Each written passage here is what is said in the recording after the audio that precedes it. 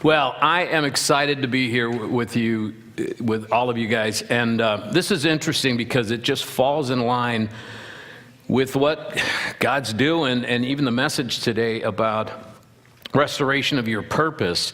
This teaching is where I started. It's really kind of, if we get into my story, this was the first thing I started, was just helping people get a plan to get out of debt, understand why they needed to get out of debt, and understand how they're seduced into debt, and then get a simple plan to help them get out of debt. And so it was my original purpose. I remember when God commissioned me to talk about this topic, he said, look, because I'm like, what should I be doing? What should I be doing? You know how we all are. And he said, many people in the kingdom cannot hear my still small voice because their money problems are so loud. So you help them turn down the volume on that, and then they'll have the capacity to hear me better. And so that's my job. And as many times as I've thought I'll sort of glance off this way and glance off that way, I'll go back to him and say, what should I do now? And he said, have I told you anything different? No. Well, then just keep doing what I told you last time. Okay. So that's where I am. I don't want to make Pastor Lorraine a liar, so I will tell you a little bit about me. As an author, I've written the Smart Wealth System course. That's actually my latest thing. The Banker's Secret to Permanent Family Wealth is a book. Transforming Debt into Wealth was another audio and video and software system. Debt-Free and Prosperous Living was the first system that I actually put together as a system, and I started selling it, and it became so popular I had to form my own corporation publishing company to get it out there, and it kept growing so fast we actually were selected to Inc. Magazine's Inc. 500 list 3 times in 4 years. I did a book called Are You Being Seduced into Debt for Thomas Nelson. The Wealth Generator System was another program I did for Nightingale Conant. The Wealth Machine, another Nightingale Conant program. The Power of Perpetual Income, still another one. As a follower of Jesus, I'm proud to say that I am a member of Ascend International, and I really like that ministry because all ministers in all facets of our lives are equal in that. It's not just about churchy people, clergy people, but it's one of the, I would say, few arenas in the church where we get it that everybody is a minister wherever they're assigned, and not just the people who work in a church, and I really appreciate that. I was at one point Vice President General Manager of WCFL Christian Radio in Chicago, which was fun, and also Operations Manager of National Religious Broadcasters, which was an interesting time where I got to sort of hobnob with all the people that you would watch on TV back then. So I want to make a point about all of this. You could go, wow, that's pretty impressive. That's quite a resume. First of all, I call this John's part of God's resume, because God created John. God gave John all the ideas. God gave John the capability to do something with those ideas. So if I could take credit for anything, it's just saying sort of, yes, Lord, I will do what you're having me do, and I appreciate the open doors, and I will go through them, and I will persist. And I will tell you that is going to be an important word for you tonight, is persist. But something else I want to say about the way God operates in his kingdom. You would think, okay, she mentioned that I spoke around the world with some important people. You ever hear of Tony Robbins? Tony Robbins invited me to join him for his Wealth Mastery team, and I did 13 Wealth Mastery events around the world on 4 continents with him. And so that's pretty impressive. So you'd think that, if somebody walked in with that pedigree, that you should push them right up to the front and they would get a great start and be right on the team going up there. Nope, God did not let that happen. In fact, I'm embarrassed to say that at one point, when Cheyan was here for a conference, early on when we were first here, this is like 7 years ago, he was talking about debt-free. We're going to be a debt-free church. Everybody, it was a blessing to be debt-free. And I'm thinking, I wrote the book, okay? I actually printed out pages of my website and gave them to you, Greg. I don't even know if you remember this. But I'm thinking, I'm the guy. Hello, I'm part of your church. And you were very gracious, and everything was fine, but it just never came together. And I'm like, what? And then God said, how about if you just serve wherever they need you? And I thought, but look. So I went to Pastor Sherry and said, I'll just teach anything. How can I help? And I got trained on how to teach salt, which is one of the greatest courses there is. And if you get a chance to take salt, take the salt class. Lois and I taught salt for like 3 years. And then, all of a sudden, Pastor came to me and invited me to do more things, and it grew to the point where I was privileged to actually do some messages before Pastor Philip was back here to fill in for you from the platform and do things like this, and I'm very honored. I was here last night teaching a different class, but I just want to say thank you. Thank you for not being impressed with my website and all the stuff I gave you the first time, because God had a plan. And that plan a lot of times is not, you're not all that in a bag of chips. He's got a way for you to earn. And I think it's important to follow his way, not get in our own way. All right, here's the promise for tonight. Bills are a problem, and we're going to deal with that. So on your handouts, by the way, I was reminded of this. Almost everything I'm going to say is sort of in there already. So I don't want you necessarily trying to write down what I'm saying. The notes area is for you to capture what the Spirit puts in you at a certain point. I say something that triggers a thought in you. It might be your idea. It might be something you're getting from the Holy Spirit. That's what you want to capture. This workshop's going to take you from giving your treasure and therefore your heart to this world and following Satan's plan for your money. There are 2 plans for your money. God's plan, Satan's plan. There's no choice C. You're going to go from there to keeping more of your money, laying up your treasure in heaven, and following God's plan. So does that sound good? If we agree that that's a good destination, then let's just ask Holy Spirit right now, please come in. Get in me and well, you're already in me. Okay, speak through me, and please deposit in each person here exactly what they need to get out of this. And then give them the energy and the commitment to follow through on this and actually take these ideas and march them to victory and free the money and the power into the kingdom that's being kept on the sidelines right now. And I bless all of these people here, and I release an anointing to them to be successful financially, to to prosper and to get rich. Get rich in Jesus' name. You can do it. You can do it. In fact, that's the plan. This workshop will take you from paying minimum payments on debts and working for money to having no debts and having money work for you. I'm going to get you from a place of financial vulnerability to financial security and develop the cash flow to do it. What you're going to learn why it's in your best interest to be debt-free and tithing. That's very important. Why you're being seduced into debt, who's manipulating your financial decisions, how to pay off all your debts in about 5 to 7, possibly 9 years if you've been really creative at getting into debt.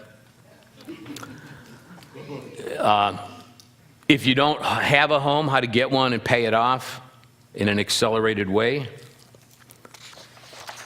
You'll be free to live the life God has designed you to live, where you want, with the people you love, doing what you are called to do. So many people I have run into over the years who said, I know God has called me to do this ministry, but I just have to stay at my job to pay the bills. And that breaks my heart. That's part of that noise, money noise. So we're going to get you to be the you that God created you to be. So how many here are committed to achieving a life where you live where you want, with whom you want, doing what you're supposed to be doing? The rest of you aren't decided yet. Okay.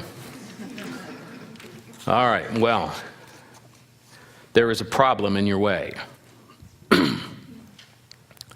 There is a problem in your way, and it is personal debt. Now, before I can propose a cure, I must first fully, accurately diagnose the problem. Or as the old Baptist preacher would say, before I get you saved, I have to get you lost. So we're going to get you lost and help you see how much more damaging debt is than you probably think it is. Okay? But first I'm going to tell you my story. Did I come down off the mountain with tablets from the Lord and my face glowing with all this information? No. I wish I had. We've had a couple of conversations that would have been the easier way. But essentially, I had a successful marketing business with some partners in the 1980s.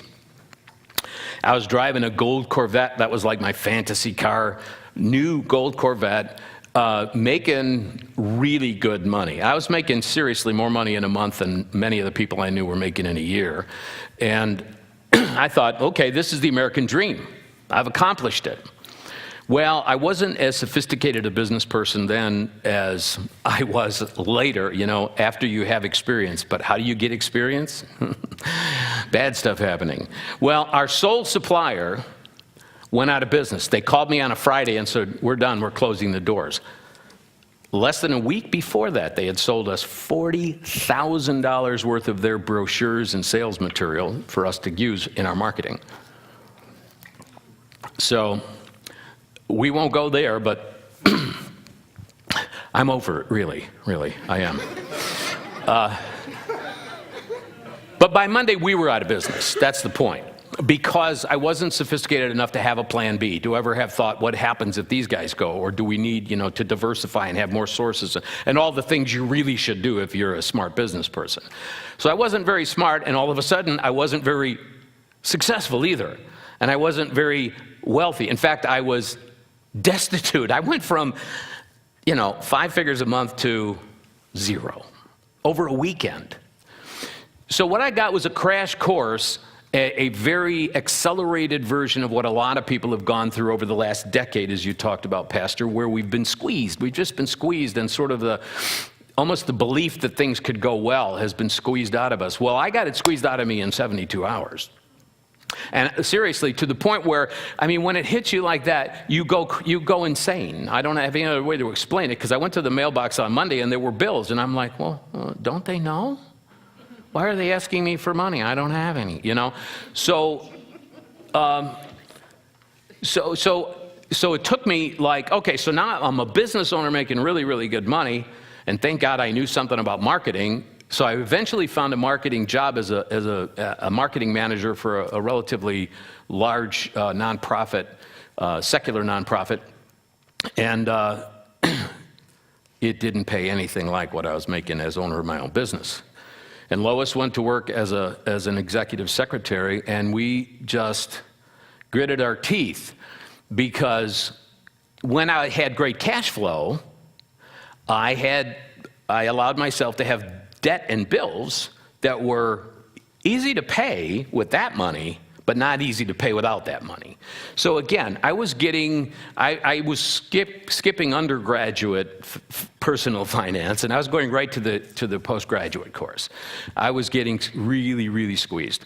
So we just didn't have enough. So what did I do in response to that? I became a great salesman. I sold the Corvette. I sold the airplane that I had that was parked out at a nearby airport. I sold about everything that could be sold that wasn't bolted down.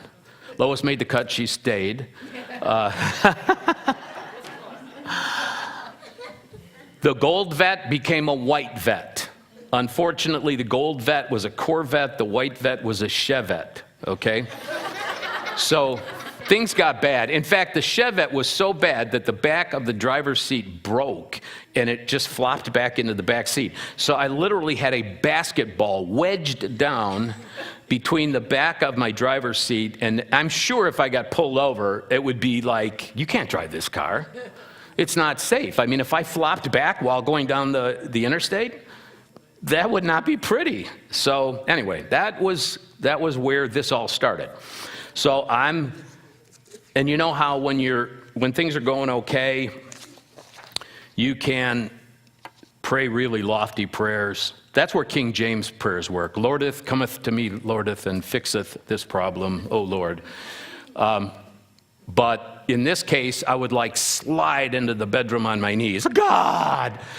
So he finally, I said, first of all, I was crying every day, whining. And yeah, he did. That didn't help. But finally he said, you want to fix this? I said, yeah. So he started giving me an idea, a plan, which you're going to see. And we ended up paying off everything left in 4 years and 7 months, including the house, with our 2 paychecks. So then when that was done, I thought, I wonder if anybody else would like to know how I did this. And then I wrote that, and that was the one that started the company that ended up being Inc. 500. So that's how God gave me my knowledge about this. It wasn't some ivory tower someplace. It was the throne room that produced this. Okay, at its best, debt is self-denial. I mean, we all know in our heart of hearts that if we make $30,000 or $40,000 a year and we spend $50,000, 10 of it on credit cards, that can't work. Debt is using borrowed money to pay expenses in many cases. What are expenses? Food, utility bills. This is unsustainable. It's unsustainable. I wish our government would understand that it's unsustainable, but let's not go there either. You can't keep doing this. You run out. You run out of capacities. People will stop giving you credit cards and stop lending you money.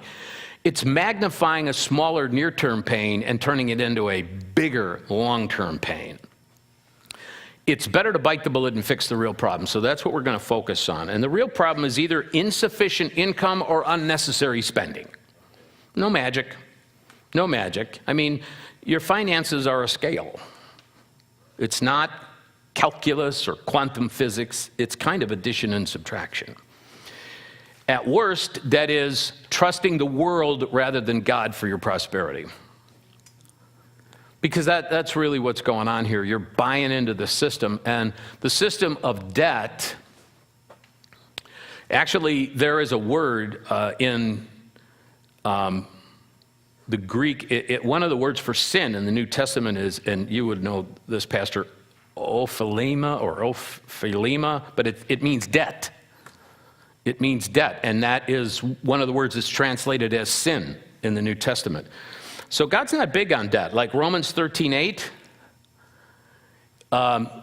he tells us, owe no man anything except love. So personal debt cannot give you prosperity. It can tie up your resources, so you can't tithe or offer. And again, it is disobedience to Romans 13:8. We're really not supposed to be in debt. Being in debt is damaging to your faithfulness to God's plan for your money. It's damaging to your marriage.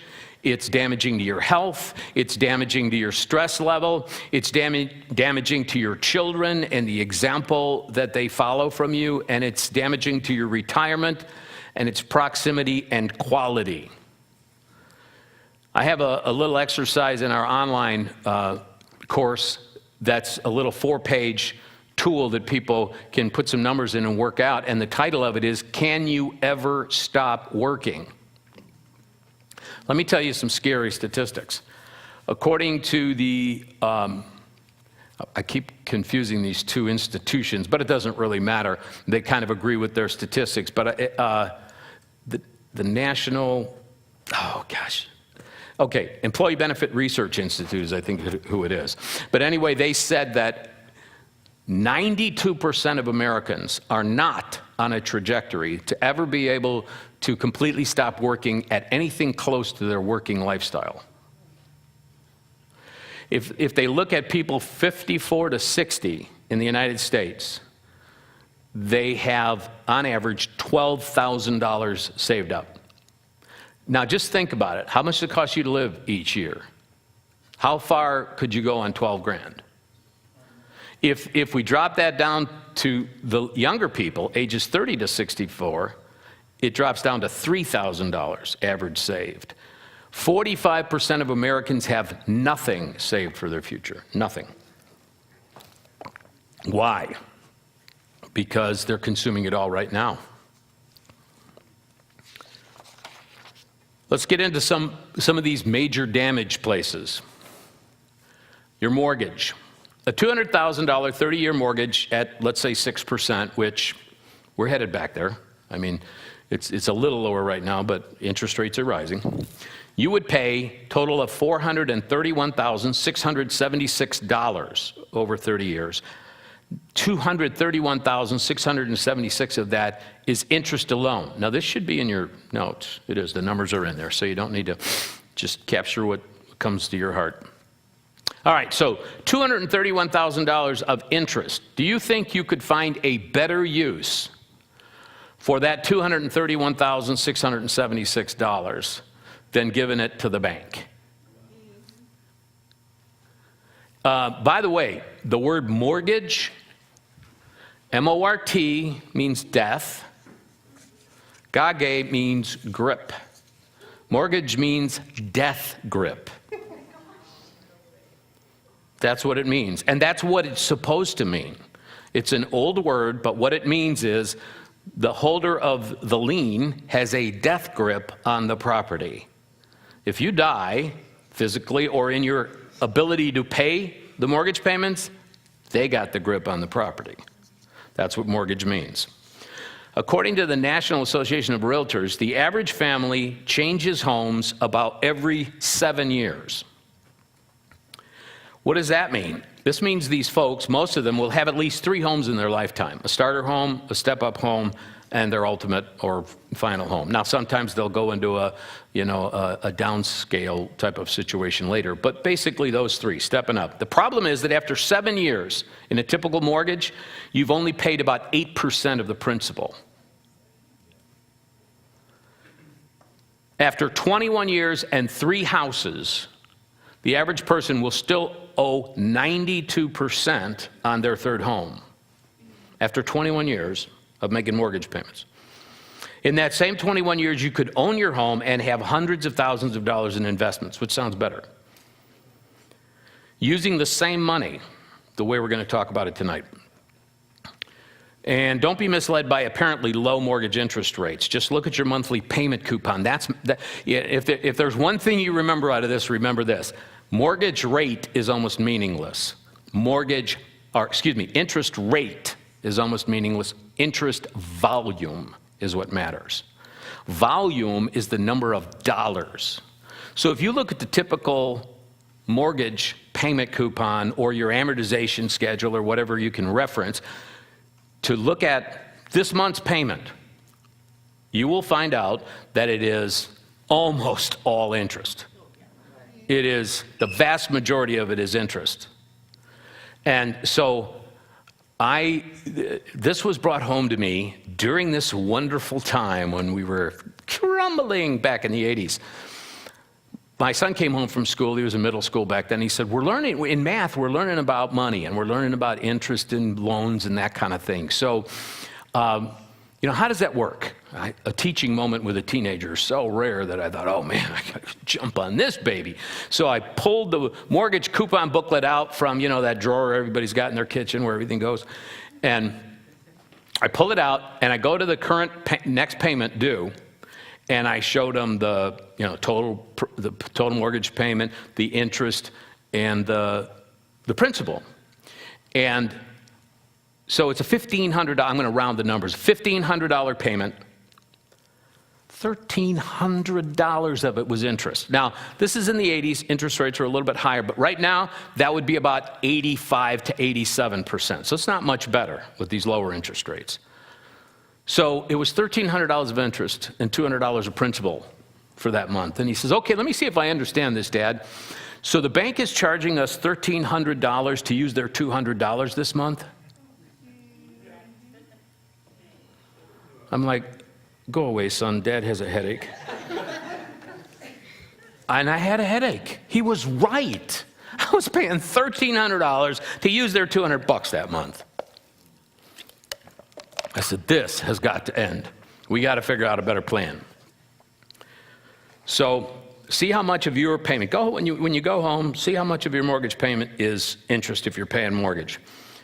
And most people feel good that they have, 6%, 5%, 4%, some people even 3.5%, but what they really don't realize is they have like an 80 to 90% loan, because that's what you're paying, and that's what it is in the early years. And what people will do is they'll have that one for 6, 7 years, and then they'll go get a new house with a new 30-year mortgage, 360 payments, and you're right back at the beginning where all of that interest is. It's all front-loaded. They know what they're doing. Amortization schedules, mort, death grip. So, what a mortgage isn't. It is not a good investment. Your residence, the home you live in, don't think of it as an investment. I mean, really, it's not an investment. It's where you live. I mean, it might be an investment for your kids when you die and they sell it, but for you have to live somewhere. So you're either going to pay a mortgage company or you're going to pay rent, but it's the cost of living somewhere. So really, it's not useful to consider your private residence an investment. And it is not a 4, 5, or 6% loan. As I said, a mortgage is an 80+% loan. Just look at your payment schedule, and every time you move, you start over. More damage, credit cards. Let's take a $2,000 furniture purchase. You go down to the dump, and you pull out, or American, what's that one over by the stadium? Yeah. Okay, that place that looks bigger than NASA. Yeah. All right, if you do the $2,000 purchase and you just make minimum payments, it will take you 31 years and 2 months to pay it off. You will pay a total of $10,202 in payments, $8,202 in interest alone. Now, this is at a 19.8% credit card. Some people have lower, some people have higher than this. Did you ever notice that mortgage rates went way down, but credit card rates did not? Okay, so, somebody will say, oh, I got a 0% credit card. Yeah, and also the drug pushers at the schoolyard, the first couple are free. Okay? All right, so what do you think that sofa would look like after 31 years, by the way? I don't think you'd let the dog sleep on it. The truth about credit cards, what credit cards are not, they are not free money. I remember BC, before crash, I thought, when you get an envelope and there's something hard in there, and it's rectangular.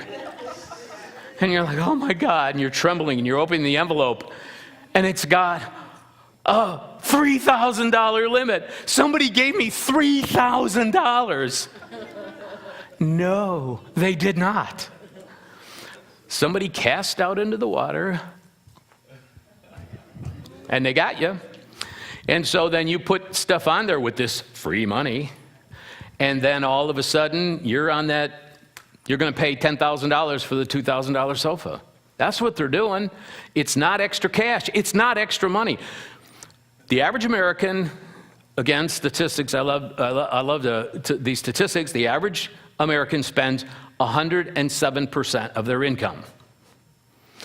How do you do that? Well, you could spend 100% of your income and then put on a ski mask and go steal the rest, but that's not what most of them do. Most of them use credit cards to spend an extra 7%. What a credit card actually is, it is an income stealer, it is a wealth siphon, It is consumer cocaine. Yeah. It's consumer cocaine. Why do I say that? Because credit cards are pushed like drugs. Are they not? Like I said, freebie. You get to sample it for free, 0% interest. Why do you think they offer 0% interest?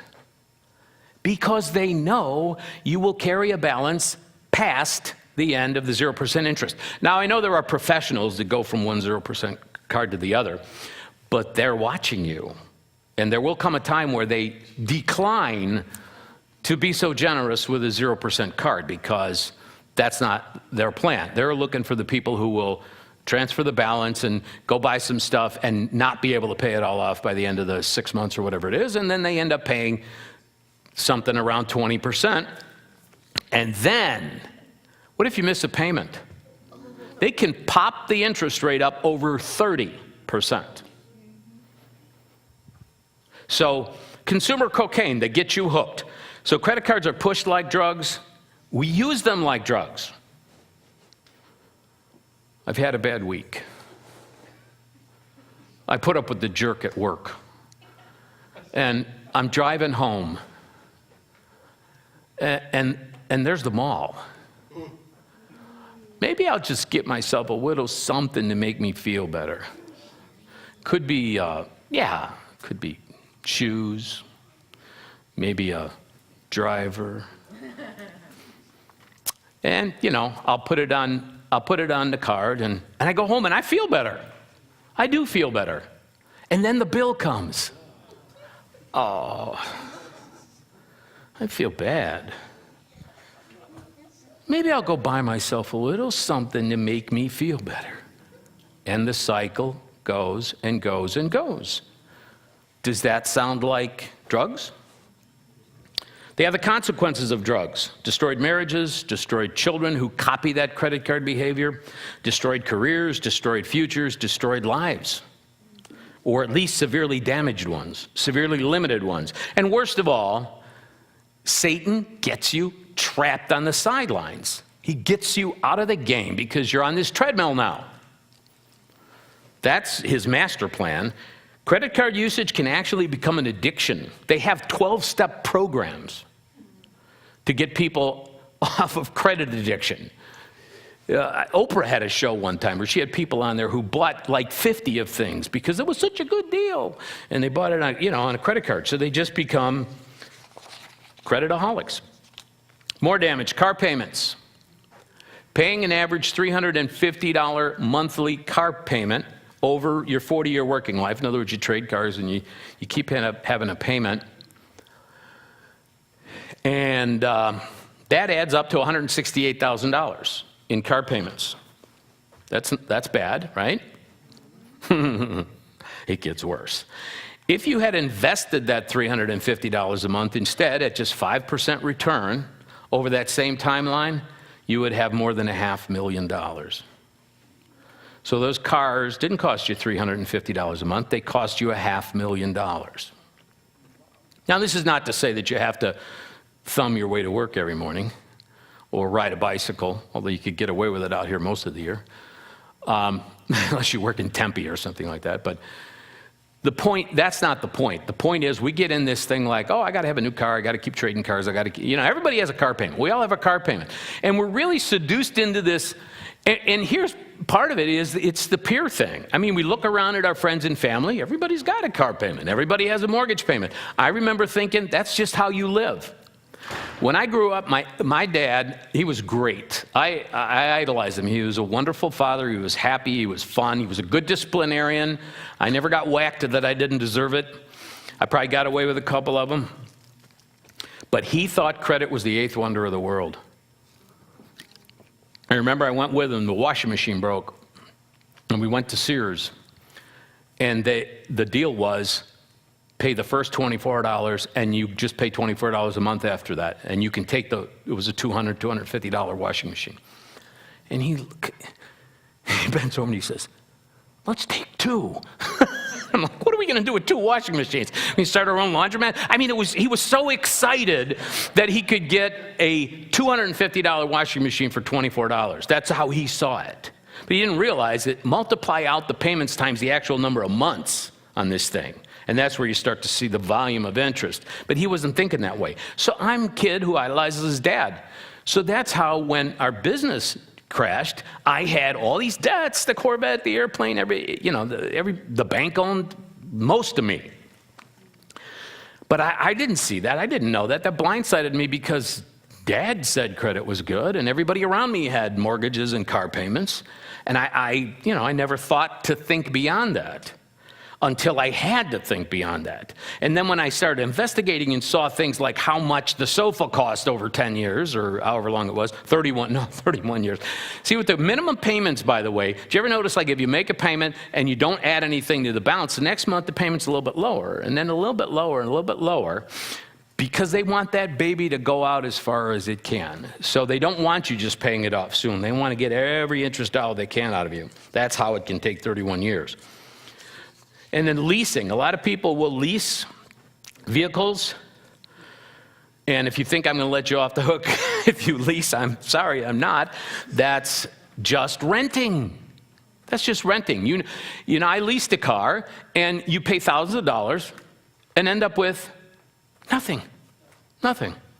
Oh, they'll let you buy it out for what you could have bought it for at that point anyway.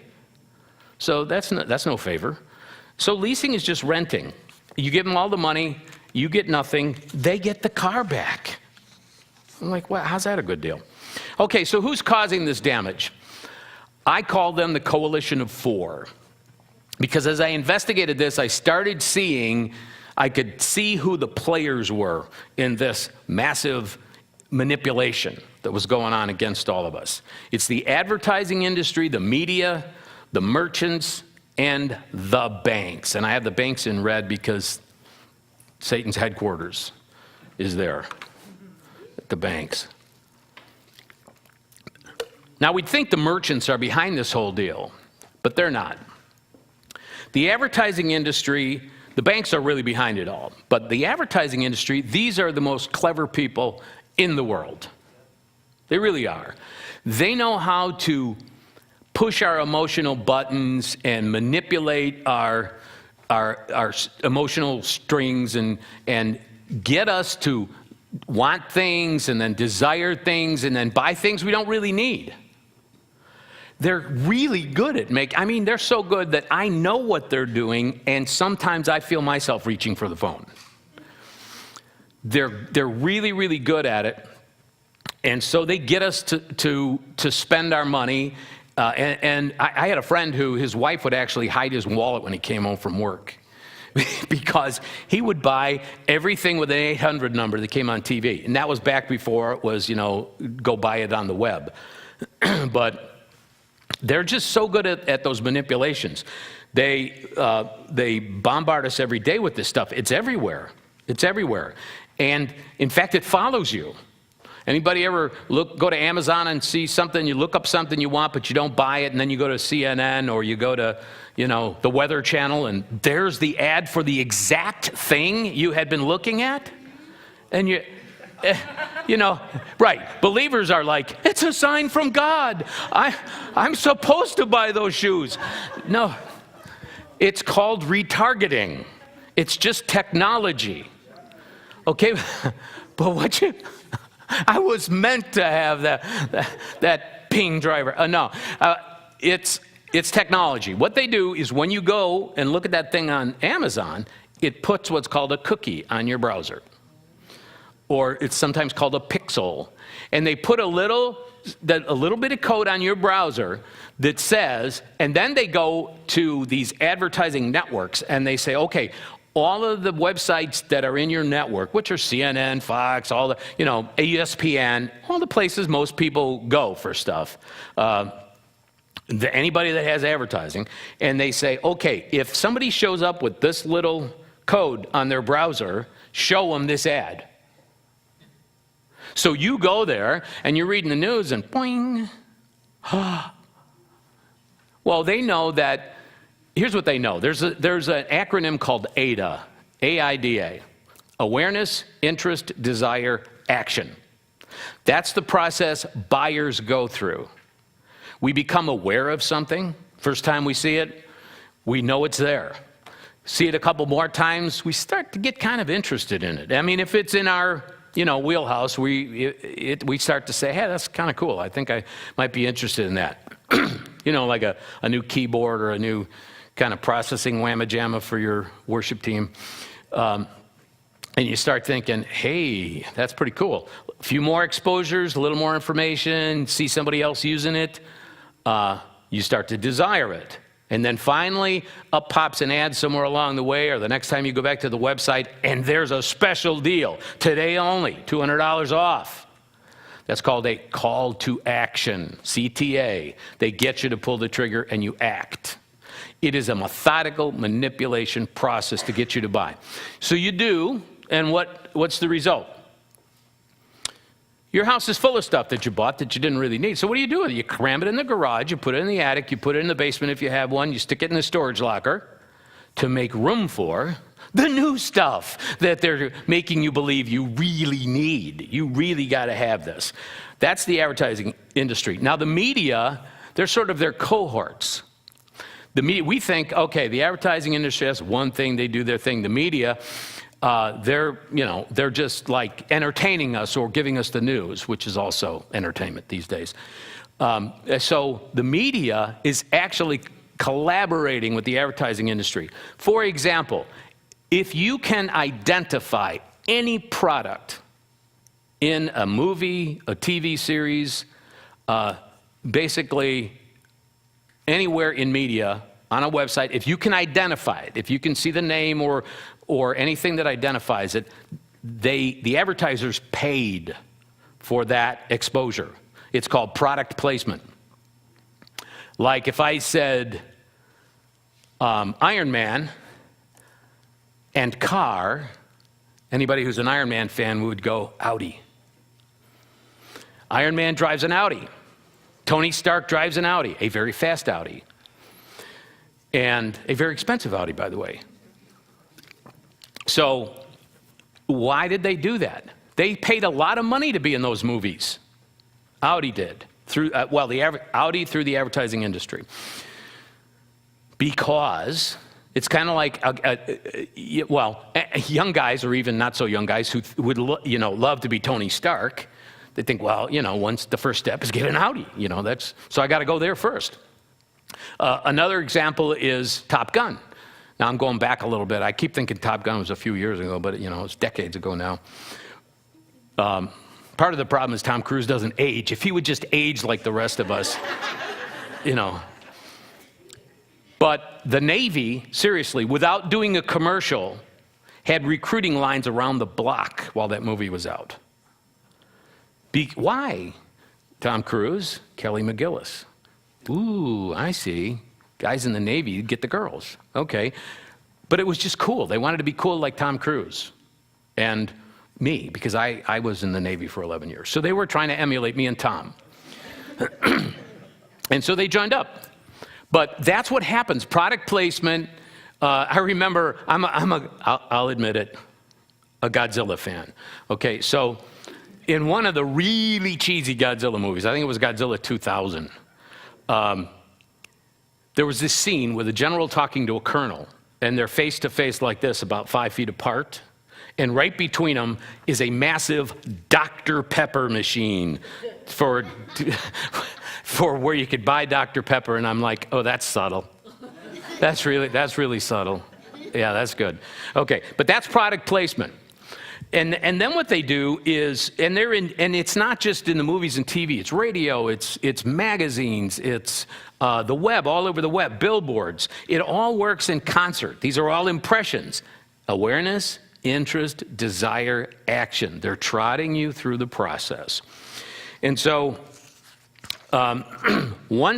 and then the merchants, again, we think that they're running it because Audi, Audi paid. No. The merchant's job in this process is really just to come up with new stuff for the advertising industry and media to push on us. And if you've been around long enough like I have, you'll notice like some of these 1995, and if you call now, you get two things. It's the same thing they were pushing 10 years ago. It's the same vegetable slicer or something like that. And, you know, if you call now, you get 2. And I'm like, okay, am I going to be like doing this with my vegetables? So, but they just recycle it. It's not even about the product. It's another excuse to manipulate you and to separate you out of $20 and get you on a track where they will sell you other things, okay? So then, here's what happens. The advertising industry, media, and merchants get you to spend all the money you make. Every month, you're now paying everything you make. And then the banks come along. Poor baby. You don't have any more money to buy the cool stuff that they're making you want? We'll let you use some of ours. For just a small little charge. We're here to help you. No, they're not. So we've been seduced, and we give away our future. The coalition is manipulating you, driven by advertising and popular culture. We desire to buy a bigger house, a newer car, fancy, expensive vacations, every new convenience, toy, and fashion. We end up wasting money trying to look financially independent, and the result is we can never really become financially independent. According to the U.S. Census Bureau, the median U.S. household income, and this varies a little bit, but it's right around $62,000 a year. Of households age 65 and older, okay, so what we need to get here is, that's not bad. That's pretty good. Most people could live on $62,000, or most households. But what happens at the end of the game? At age 65 or older, 79% of Americans are living under the average household income. 44% are living under $25,000 a year. 19% live below the poverty level. So what went wrong? They seem to be making pretty good money. Well, what went wrong is they got sucked into that cycle. According to the best-selling book, The Millionaire Next Door, real millionaires in America do not waste any money trying to look like millionaires. In fact, hence the name of the book, The Millionaire Next Door, because you can't tell them from, you know, the regular people right down the street. That's why they end up rich. They didn't get pulled into this vortex. Are you wasting income on renting a look rich lifestyle, or look richer than you really are? It doesn't really matter. You don't have to look like, you know, the Trumps or anything like that. Let's follow the money in your life. You work hard each week, you earn a paycheck. But whose money is that check? Who does that really belong to? Is it yours? Can you do whatever you want with it? Or have you promised the bulk of it away to creditors? Stop paying your bills for a few months, and you will find out who really owns your stuff. You know, we call ourselves a homeowner, a car owner, and all that stuff. Just stop making the payments. The real owner will show up and ask for the keys. How about what happens if you get a raise? Does it seem to just get absorbed into the spending patterns? Yep. There's actually a law, I can't think of the name of it, but basically it says your spending will always rise to equal your income and actually exceed your income. That's the problem. Is your spouse working? Is that really improving your net worth or just your consumption? The coalition uses your weaknesses against you. What are those weaknesses? People. Those you care about most or those you wish to impress can cause you to spend excessively. Now, again, I'm still getting you lost. I see squirming. I get it. But I'm showing you the problem. I'm showing you what's going on. So we will actually turn a corner here. Those you care about most or wish to impress can cause you to spend excessively. We just, in between service this morning and coming here this evening, we went over to my daughter's home for our granddaughter's birthday party. Okay, Exhibit A, our granddaughter. she's 5. If she said, Grandpa, I need a Mercedes, I would be trying to figure out how to get her a Mercedes. I don't know. You know how it is. I mean, that's how it is. Your kids, your grandkids, other people that you want to be generous to. Around Christmas time, we end up buying people's affection for another year with a big load of gifts.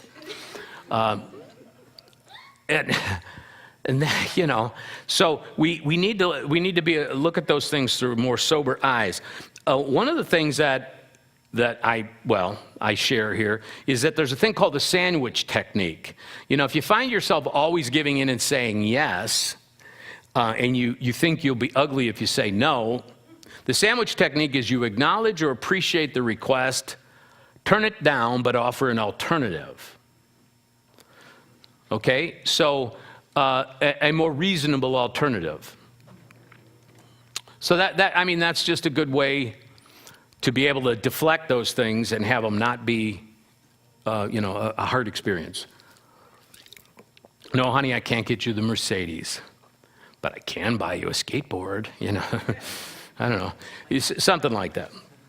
So it's called the sandwich technique. You acknowledge and appreciate, turn down, offer an alternative. All right, the coalition uses places against us. Going out for entertainment mauling. And, we have these places. I've had a pilot's license since 1973. If somebody stuck a Sporty's pilot catalog in front of me, I'd buy something. So we have these places, and they're not necessarily physical places. They can be online places. They can be catalogs. And we don't have the strength to resist them. So we need to think about, okay, do I need to control my access to those places? If a certain place seems to motivate you to spend unnecessarily, avoid it until you have sufficient wealth to enjoy it using cash without guilt. Things. Coalition uses things against us. People, places, and things. Unplanned purchases can quickly get our spending out of control. Frivolous, impulse buying. Impulse buying is really buying with your emotions. One of the things I'm going to try to help you do is to spend with your brain, not your emotions. Your best weapon against this temptation is delay. Here's what I do. I keep something to write on and a pen by where I sit watching TV, and I got another one by my computer, and actually one by where I sleep. And but in terms of by the TV, just as an example, if I see something that I find myself going, because they're so good at manipulating, and I'm like, I even know what they're doing, and I still want to buy it.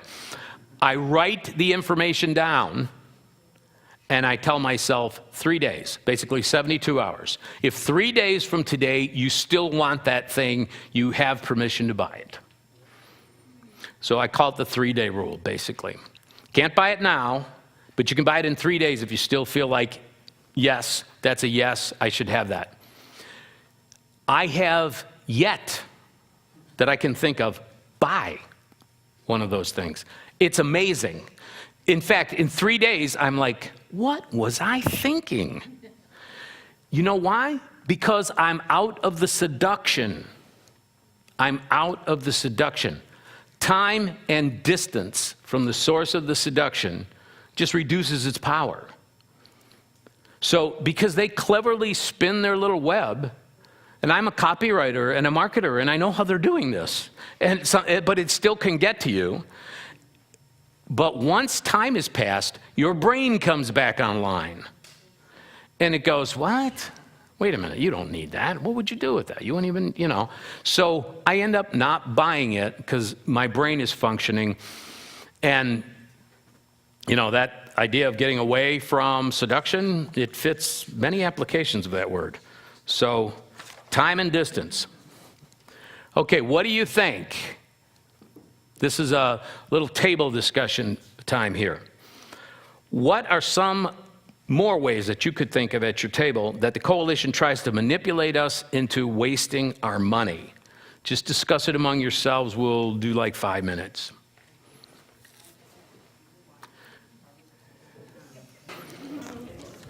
All right, so you guys come up with some ideas about how those rascals in the coalition are manipulating us into being not really good with our money? Okay, the coalition, I'm going to give you a little more of this stuff, and then we're going to have a break in about 15 minutes, and then we're going to come back and start solving this problem. Does that sound good? Okay, the coalition has seduced you into being a good consumer. I mean, we're consumers, right? That's who we are. Well, there's a problem with that. If you look up the word consume in the dictionary, it means to destroy. If a house is consumed by fire, it is destroyed. If you consume a sandwich, it is destroyed. So when you consume your wealth, you're just a wealth destroyer. Consumer equals wealth destroyer. So don't pat yourself on the back about being a good consumer. You know, like, I love when they tell me the consumer price index. I'm going, oh, that's the wealth, that's what the wealth destroyers are. That's, you know, their index. No thanks. I'll look at something else. Wealth accumulators don't waste money trying to look rich. This is from The Golden Ghetto, The Psychology of Affluence by Jesse H. O'Neill. Per capita consumption in the United States has increased 45% in the past 20 years. During the same period, quality of life as measured by the Index of Social Health has decreased by roughly the same percentage. The average working woman plays with her children 40 minutes a week and shops 6 hours a week. 93% of teenage girls list shopping as their favorite pastime. We're manipulated and trained to be good consumers. That's what they're doing to us. They make us think that this is how we're supposed to behave. How many saw the original Matrix movie? Take the red pill. Take the red pill. You want to see the real world, not the world that they're pumping into our mind. We're killing ourselves and our relationships just so we can be good little wealth destroyers. In Luke 12:15, Jesus said, "Take heed and beware of covetousness, for one's life does not consist in the abundance of things he possesses." That's in red ink. And, you know, people ask me, how much did Steve Jobs leave behind? All of it. So it doesn't matter, you know, it's not a matter of how much we pile up. It's are we and all we have and all we possess God's? I mean, that's the bottom line question. The proof of Satan's success is that a third of your income is likely going to debt service, and about half of that is going to interest, and we have to change that. The coalition has trained you to think monthly. I call it the monthly payment trap. We are taught to think in terms of monthly payments, not total cost. Like I said with the mortgage payment, we think, I've got a 3.5% loan. No, you got an 85% loan. It's just not true, but they want us to think monthly. And so what we do then is we only consider two numbers, our monthly income and our total monthly expenses. I remember walking through Sears looking at stuff, you know, ooh, that's cool. That looks cool over there. Ooh, $32 a month payment. I think I can fit $32 more in my income. You know, I'd cover that. I wasn't thinking about what does this cost? How much is it going to cost me over time? I'm thinking each month I bring in X dollars, and even with this 32, my total payments are less than my monthly income. So I'm good. I can get this. No, that's not the way to think. The monthly payment trap is thinking monthly. We want to get beyond that. We want to look at total cost to our long-term view. The coalition has trained us to think monthly. It's the wrong, I kind of said this already. If a payment fits in there, we buy the thing. That's absolutely the wrong way of looking at it. We have to look at it this way. Debt or wealth, pick one. You cannot consume your wealth and retire on it. You cannot service debt and build sufficient wealth at the same time. It really is an either-or situation. So we've got to get to the bottom line with this. Actually, here's part of the reality for you, is that you are likely a millionaire in the making and you don't even realize it. As I said earlier, the average household income is $62,462 a year. Most people work an average of about 40 years, maybe a little bit more, but we'll just use 40. Okay, over 40 years, that's $2,498,480. So the average American household is a multi-millionaire household. And even if you take taxes out of that, it's going to be right about $2 million. $2 million. Now, what's the problem? We get it incrementally, so we don't really feel this way. But the coalition who thinks long-term and who understands that little amounts add up to a lot, they get this. And they see all those little millionaires running around out there, and they just sit together and go, how can we get most of that? And they do. They do with their manipulation. The question is, on your $2 million, you're going to end up with the most of it, or you're going to give it to the coalition of four? So I guess I got a little bit ahead because I'm ready to give you a break right about now.